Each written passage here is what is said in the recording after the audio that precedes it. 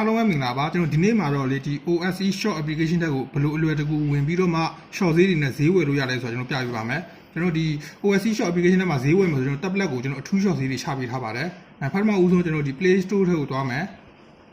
ပြီးရင်ကျွန်တော်ဒီ search ဆိုတဲ့နေရာမှာကျွန်တော်တို့ OSE ဆိုပြီးတော့ရိုက်ချမယ်ပေါ်လာပြီဆိုရင်တစ်ချက်နေပေးပါပြီးရင် install ပေါ့ကျွန်တော် download လေးကိုခဏဆောင်ပေးပါ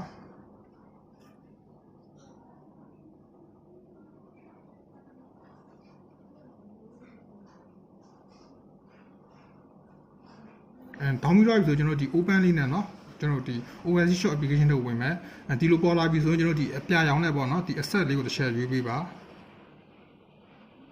ဒါပေါ်လာဆိုကျွန်တော်တို့ cancel တစ်ချက်နေပေးပေါ့เนาะ cancel နေပေးမယ်ပြီးရင်ကျွန်တော်ဒီ application တွေကဒီ service ပေါ့เนาะ service ကိုတစ်ချက်နေပေးပါပြီးရင်ဒီမှာကျွန်တော်တို့ one key ပေါ့เนาะ one key နဲ့ကျွန်တော်တို့ဒီ login ဝင်မယ်ဒီမှာဆိုရင်ကျွန်တော်ဒီတခြားဟာတွေပေါ့နော်ဒီ account login တို့ mobile login တို့ဒီ WeChat တို့ဒီ Google တို့ဘာမှရွေးပေးစရာမလိုဒီ one key လေးကိုပဲနေပေးပါ one key နေပေးတယ်ဆိုရင်သူ auto အကုန်လုံး login ဝင်တော့လိုက်ပါမယ်ဒါဆိုကျွန်တော် login ဝင်ပြီးသွားပြီ